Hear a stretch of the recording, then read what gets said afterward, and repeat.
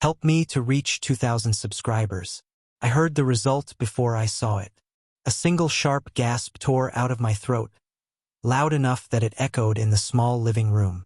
My phone slipped from my hand and hit the carpet with a soft thud. For a moment I could not breathe. My vision blurred. The walls around me tilted. It felt like the air itself had turned solid and was crushing my chest. The DNA test app was still open on the screen, its verdict glowing like a knife pressed against my skin. The child does not match the presumed father. My husband. My kind, gentle, steady husband. My fingers trembled violently as I picked the phone back up. Somewhere in the apartment the clock ticked. A distant elevator dinged.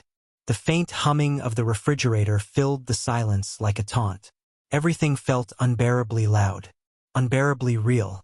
But the truth itself felt unreal. No, this could not be happening. I read the result again and again, hoping for a glitch, a typo, anything. But the words stayed the same. My pulse pounded against my skull as another detail burned into view. The test had automatically compared matches available in the database. A near-perfect paternal match had been found. A man who lived in the same building. A man whose name I recognized instantly. Kamil, our building's security guard. A face flashed in my mind. His calm eyes at the entrance gate. His polite smile. His easy kindness whenever I struggled with groceries or a stroller. The way he always said good morning like he meant it.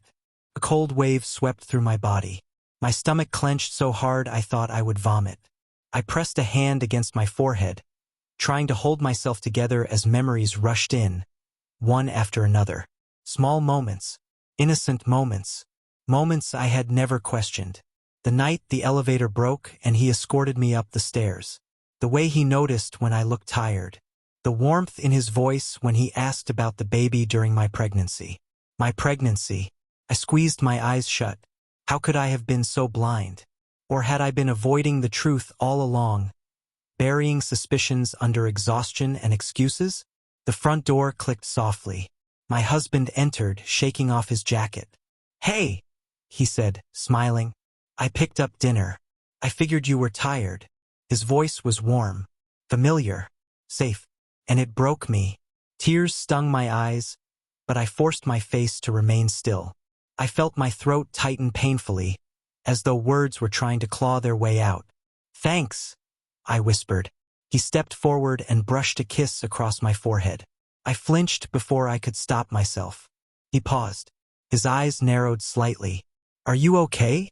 No, I was not okay. I was shattering. But I could not speak. Not yet.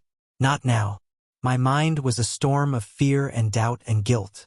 Maybe the test was wrong. Maybe something got mixed up. Maybe this nightmare was not real. Denial clung to me like a lifeline. I excused myself and went to the bedroom, closed the door quietly, then locked it. My breathing grew ragged as I dialed Kamil's number with trembling fingers. He answered on the second ring. His voice was soft, almost too soft. I knew this day would come. My heart stopped beating for a moment. "Kamil," my voice cracked. "Tell me the truth." There was a long silence on his end. Heavy. Final. "You already know," he finally said. A tear slipped down my cheek. "Why did you never say anything?" "I thought you wanted it that way," he replied. "That night, you were hurting. You said it was a mistake before it even happened. I respected that. I never wanted to ruin your life." His words hit like a physical blow. I sank onto the edge of the bed. A memory I had buried deep inside unraveled itself. A night when my husband and I had been fighting constantly. A night filled with loneliness, tears, and emotional numbness. A night when I had gone downstairs for air and found Kamil sitting outside, offering quiet company. I had pushed that memory so far away that it barely felt like mine. I covered my face with both hands. "I can't do this," I whispered. "You can," he replied softly. "But not alone. If you want me to step back, I will. If you want me to take responsibility, I will. Whatever you choose, I will accept." His calmness only made my panic worse. I wanted anger from him, guilt, something to grab onto. But instead he gave me the truth, plain and unembellished. "I have to tell my husband," I said, the words tasting like blood. "Yes," he murmured. "He deserves that." I ended the call, my hand shaking so hard I dropped the phone onto the bed. My husband knocked on the door. "Love." His voice was full of concern. "Can I come in? You're scaring me." I wiped my tears quickly and unlocked the door. He stepped inside and froze the moment he saw my face. "Tell me," he said, his voice barely above a whisper. I handed him the phone. His eyes skimmed the screen. Confusion softened into disbelief. Disbelief hardened into something sharp and unrecognizable. For a moment I thought he might collapse.